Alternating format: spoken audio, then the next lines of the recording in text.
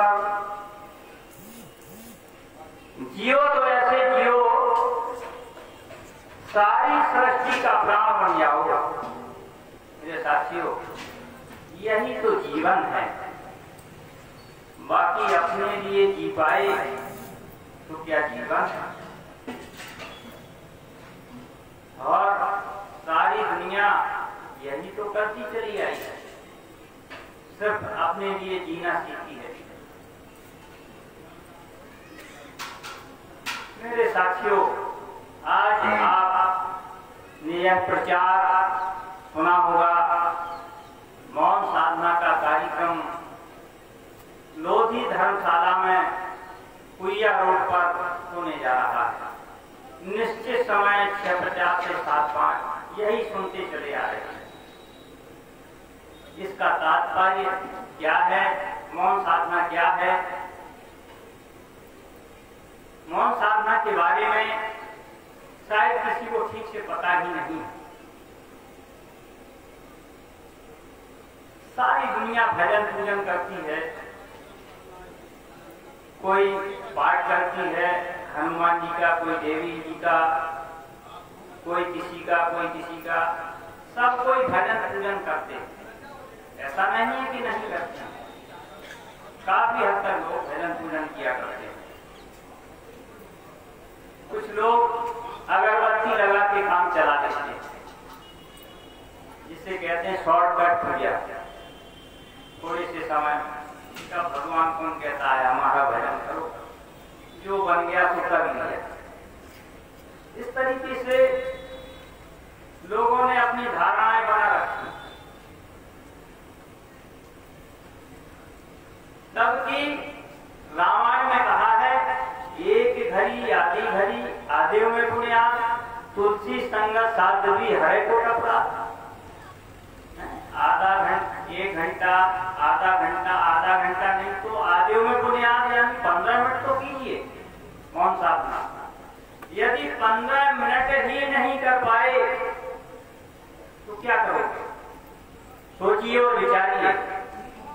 जिसने तुम्हें जीवन का समय दिया है, जिसने तुम्हें जीवन का समय दिया है, तुम अपने जीवन में उसके लिए 15 मिनट नहीं खड़े हो सकते? क्या इतने कमजोर पड़ गए हो? हैं? क्या इतना ज्यादा काम धंधा तुम्हारे पास है कि तुम उसके लिए बहुत ज्यादा बिजी हो गए? भगवान का भजन नहीं कर पाएंगे, घंटों गप्पे हारते रहेंगे आपस में खड़े खड़े, जाने कितनी बहस करते रहेंगे नेतागिरी की नाम पर, जाने कितना क्या क्या बकते रहेंगे। भगवान के लिए समय नहीं निकलता है, बस केवल भगवान के लिए समय नहीं निकलता है। ऐसी दुनिया के हालात हो गए और फिर कहते हो क्या करें, भगवान बहुत बेकार है, हैं? देखो तो पूरी फसलें नष्ट कर दी, पानी बरस गया, सब बेकार हो गया है। अरे आंधी तूफान आ गया है, सब बेकार कर दिया। भगवान सोचता नहीं, विचारता नहीं। भगवान को दोष देने में लग जाते हो, खुद के कर्म नहीं देखते हो कि हम क्या कर रहे हैं, हमें क्या करना चाहिए। याद रखो, आज इस धरती पर मंदिर, मस्जिद, गुरुद्वारे जो कुछ भी बने हुए हैं, सब काहे के लिए बनाए गए थे? इसीलिए बनाए गए थे कि यहाँ पहुंच करके, मंदिर पहुंच करके, मस्जिद पहुंच करके, गुरुद्वारा पहुंच करके इंसान सुधरेगा। लेकिन कैसे सुधरे? आदमी ने मंदिर पहुंचने की भावनाएं गलत अपना ली है, कार्य सिद्धि गलत अपना ली है। क्या करता है? जाकर के एक नारियल पटक देगा और मूड़ी पटक देगा भगवान के सामने, खोपड़ी, हे भगवान ऐसा देते वैसा देते, नौकरी लग जाए, बीमारी ठीक हो जाए, सफलता मिल जाए, धंधे पानी अच्छे चलने लगे, इसके अलावा और कुछ नहीं मांग पाता। जबकि याद रखिए, मंदिर, मस्जिद, गुरुद्वारे इसलिए बनाए गए थे कि इंसान वहां पहुंच करके अपने कुकर्मों का त्याग करे और सत्कर्मों के लिए सद्बुद्धि मांगे।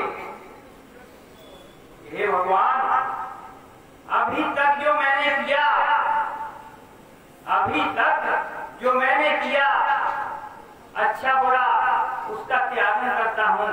और हे प्रभु, अब ऐसी सद्बुद्धि दो कि अब आगे सत्य पर चल, सत्कर्म कर। इसके लिए मंदिर, मस्जिद, गुरुद्वारे बनाए गए थे। इसलिए नहीं बनाए गए थे कि वहां जाकर के मनोरंजन करने लगो, जाकर के घूम फिर आए, बड़ा रमणीक स्थल है, बड़ा अच्छा लगा, बहुत अच्छा स्थल है, बस बड़ाई करते हुए आ गए, कुछ नहीं समझा, कुछ नहीं जाना, क्या मंतव्य था मंदिर में पहुंचने का। ये सारी बातें हो रही हैं। आज इन छोटे छोटे पॉइंटों पर आदमी समझ नहीं पा रहा कि क्या हो रहा है। इन सारी चीजों के द्वारा ही सब गड़बड़ी पैदा हो रही है। आज जिस किसी से तुम कह दो भैया मौन साधना करना, भैया भजन करना, अरे तू इतना ज्ञान उलट देगा, वो उलट देगा, इतना ज्ञान कि तुम बड़बड़ा जाओगे। इतना ज्ञानी इंसान हो गया, इतना ज्ञानी इंसान हो गया, जाने कहां कहां की बातें वो तुम्हें सुना डालेगा। तुम्हें लगेगा कि सबसे बड़ा ज्ञानी तो यही है धरती पर, और है कुछ नहीं, है कुछ नहीं। निर्जीव ज्ञान है, सिर्फ दूसरों के सामने अपने आप को ज्ञानी प्रदर्शित करना। ज्ञान दो प्रकार के होते हैं, एक सजीव ज्ञान, एक निर्जीव ज्ञान। सजीव ज्ञान और निर्जीव ज्ञान में क्या है? निर्जीव ज्ञान ये है, बैठ जाते हैं जमाखा लगा करके गांव में और अपने अपने चौपालों में, अपने अपने दरवाजों पर नाना प्रकार के वातावरण होने लगते हैं। भैया बताना, सरयू नदी में राजा दशरथ का पैर किसने पकड़ लिया था? अब कोई एक दादी भैया हुए और उन्होंने बता दिया, अरे भैया वो जो है राजा दशरथ का पैर मेघनाद ने पकड़ लिया था, मगरमच्छ का रूप धारण करके। तो ये सब बातें अगर ये पता चल जाए कि राजा दशरथ का पैर सरयू नदी में किसने पकड़ लिया था, तो ना तो तुम्हारे पुरखा तर रहे, ना उनके पुरखा तर रहे, किसी का कल्याण नहीं हो रहा, सिर्फ पता जाने वाला ज्ञान है। शंकर भगवान के बाप का क्या नाम था, मताई का क्या नाम था, अगर ये भी पता चल जाए तो किसका कल्याण होगा? सिर्फ पता जाने वाला ज्ञान पता जाता है। एक दूसरे के सामने अपने आप को ज्ञानी प्रदर्शित करना। समाज में लोग कहें अरे बड़ा ज्ञानी है, बहुत होशियार है, जाने कहां कहां की बातें जानता है, इसके लिए ज्ञान बढ़ाया जाता है। इसे कहते हैं निर्जीव ज्ञान, जिस ज्ञान के द्वारा ना तो सामने वाले का कल्याण हो रहा, ना खुद का हो रहा।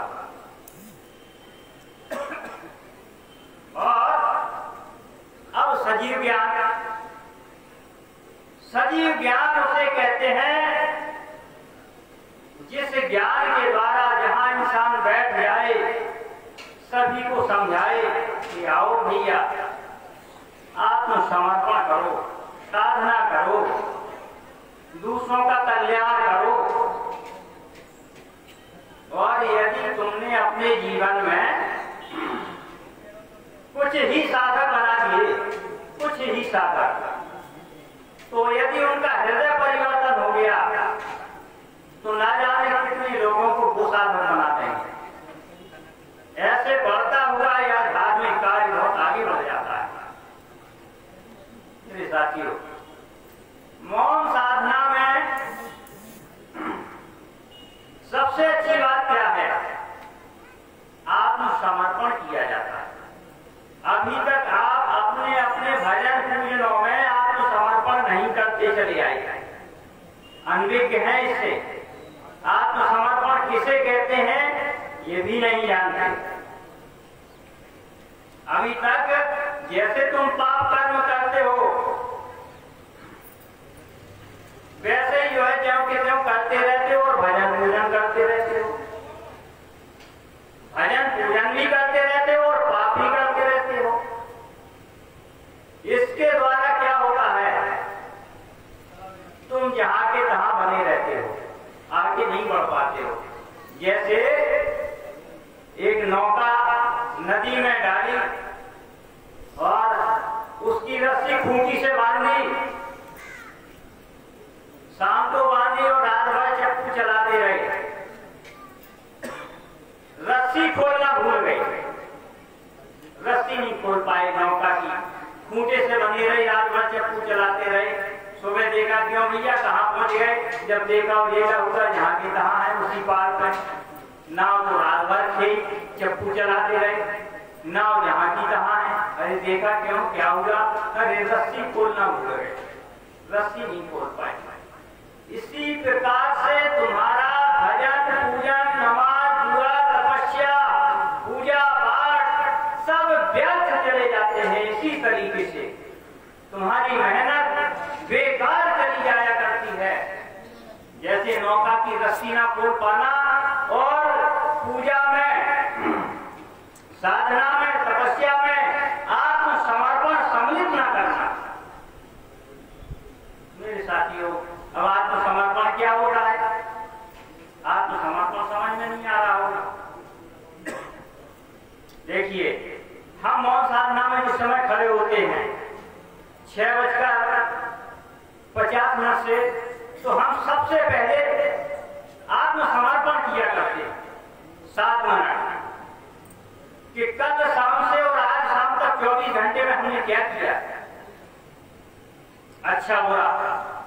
आज हमने मौन साधना की स्थान पर मौन साधना कैसी की, साधना में कोई गड़बड़ी तो नहीं की।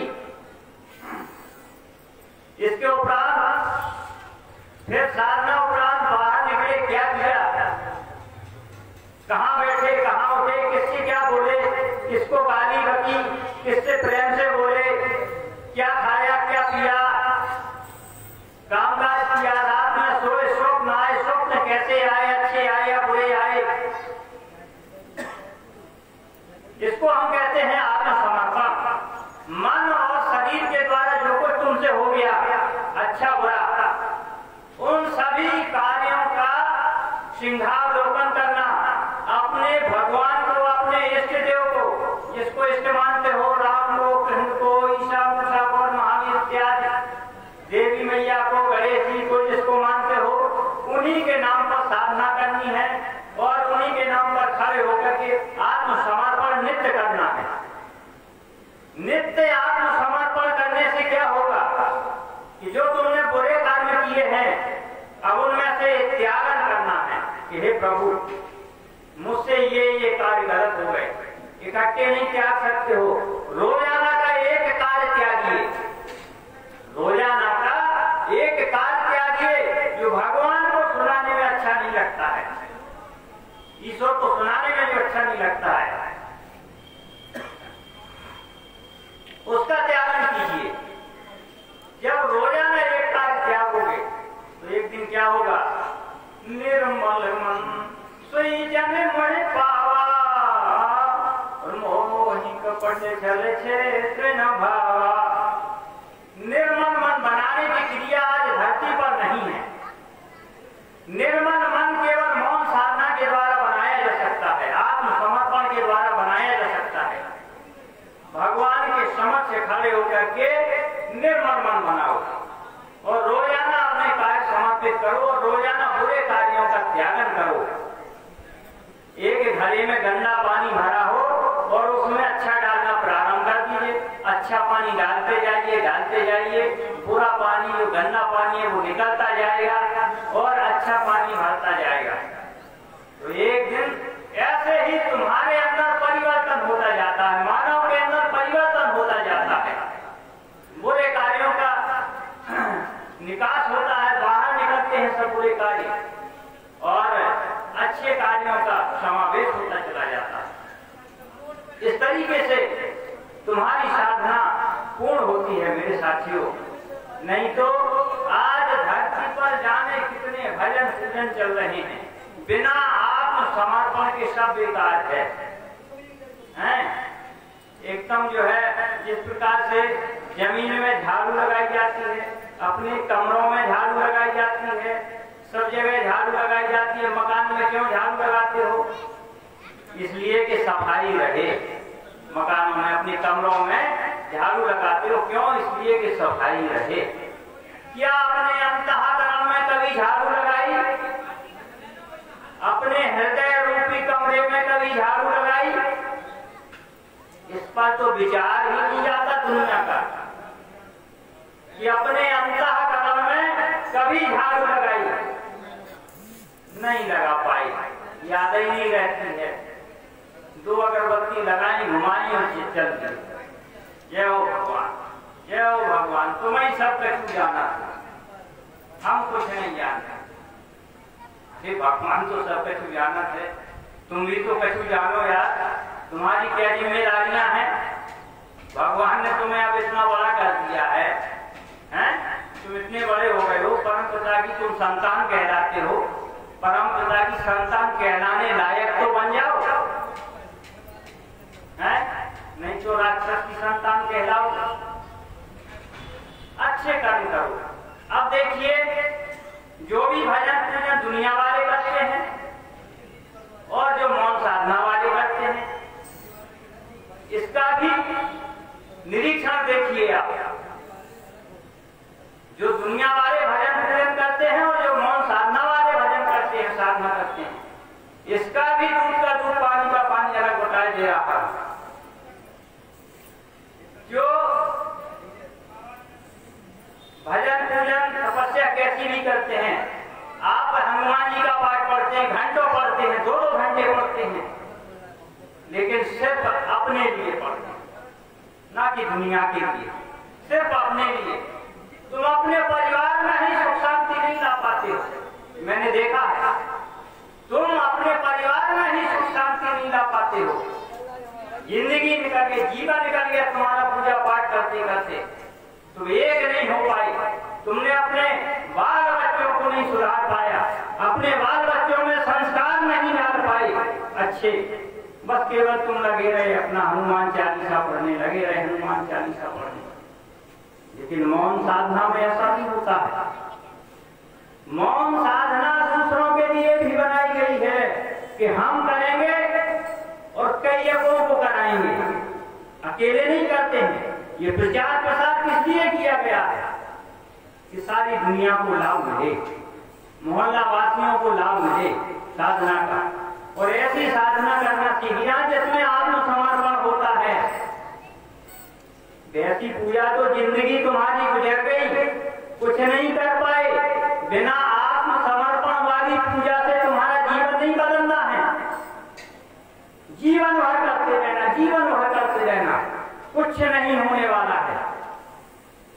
ऐसी साधना करना सीख जाओ जिसमें आत्मसमर्पण हो, जिसमें अपने कमरे में झाड़ू लगाई जाती हो, रोजाना 24 घंटों के किए हुए कार्य समर्पण करना है। हे प्रभु, ये किया, ये किया, ये किया, ये खाया, ये किया, इससे ऐसे बोले, इससे गलत बोले, इससे सही बोले, सब सुना, सब सुनाना। क्योंकि वह परम परमात्मा सब जानता है, सब जानता है, एक एक बात जानता है। तुम उसे कुछ छिपा नहीं सकते हो। और जब छिपा नहीं सकते हो तो बता क्यों नहीं डालते हो? भगवान से जब छिपा ही नहीं सकते हो तो बता ही क्यों नहीं डालते सब कुछ? जो कुछ भी किया है अच्छा हुआ है। भैया, हम किसी को गालियां देते थे, अब नहीं देंगे। अब कल से बड़े प्रेम से बोले, भैया आना जरा। पहले ऐसे बोलते, आतो रे जरा, पहले ऐसे बोलते थे जब साधना नहीं करते थे। हम खुद बोलते थे, हम किसकी बताएं, हम भी ऐसे बोलते थे। लेकिन साधना करने लगे तो तरीका आ गया, मानवता आ गई। अरे भैया आना जरा, प्रेम से बोलने लगे। जब प्रेम से बोलने लगे हैं तो परिवर्तन हुआ कि नहीं हुआ? अगला आदमी कहने लगा, अरे अभी तक तो ऐसे बोलते थे, अब ऐसे कैसे बोलने लगे? हमने कहा भैया मौन साधना करने लगे, अब ऐसे नहीं बोल पाएंगे, उल्टे सीधे भगवान का भजन करने लगे। तो इस तरीके की बातें आने लगती हैं मेरे साथियों।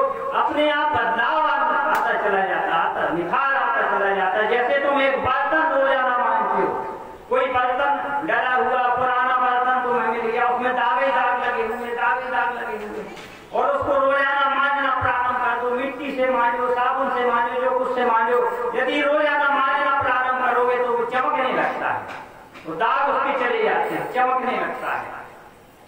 इसी प्रकार से मौन साधना सारी दुनिया को चमकाने के लिए आई है। आज सारी दुनिया के अंदर दाग पड़ गए हैं, आत्मसमर्पण नहीं कर पा रहा, झाड़ू नहीं लगा पा रहा, अपने अंदर वो हाथों नहीं लगा पा रहा।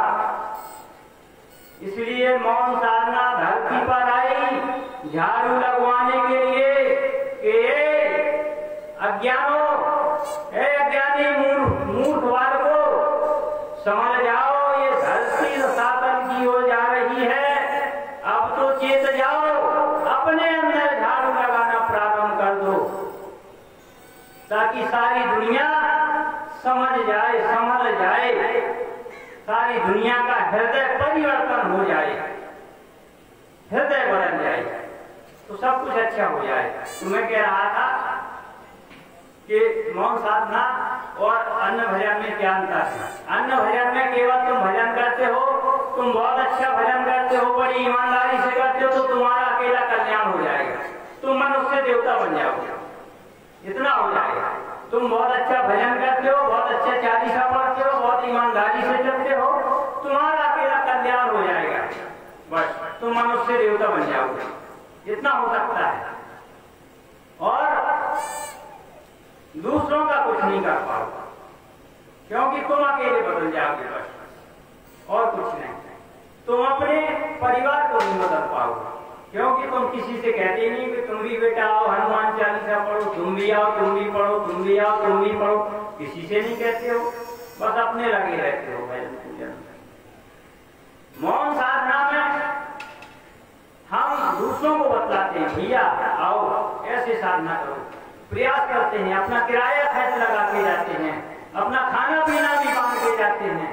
इस प्रकार से ईमानदारी से प्रयत्न करते हैं कि सारी दुनिया को इसका लाभ मिल जाए, सारी दुनिया का हृदय परिवर्तन हो जाए, जैसा हमारा हृदय परिवर्तन हुआ है, ऐसी सारी दुनिया निस्वार्थ भावना से दूसरों को भजन और तपस्या बतलाने में लग जाए। जो परहित, जैसे कहते नहीं, परहित सरिस धर्म नहीं भाई, और पर पीड़ासम नहीं अधमाई। तो परहित सरिस, तो ये पराया हित है मौन साधना, ये नर से नारायण बनने का मार्ग है, मनुष्य देवता नहीं, मनुष्य देवता नहीं, ये नर से नारायण बनने का मार्ग है, इससे नारायण बना जा सकता है यदि तुम नारायण जैसा काम करो। भगवान राम धरती पर आए, उन्होंने कभी किसी से पैसा और दान चंदा नहीं लिया कि भैया तुम भी इतना दान दे दो, तुम इतना धन दे दो, हम रावण को मार देंगे, तुम सुखी हो जाओगे। साधना का आओ, मौन साधना करो, नर से नारायण बनो, रोज अपने अंतःकरण में झाड़ू लगाओ, रोजाना दूसरों को साधना बतलाओ, प्रयास करो, दूसरे भी साधना करने लगे, तुम्हारे बाल बच्चे साधना करने लगे, तुम्हारे पूरा पड़ोस के साधना करने लगे, तुम्हारे घर में रामराज हो जाए, तुम्हारे पड़ोस में रामराज हो जाए, तुम्हारे मोहल्ले में रामराज हो जाए, तुम्हारे शहर में रामराज हो जाए। ये ऐसी साधना है मेरे साथियों, तो ऐसी साधना कीजिए मेरे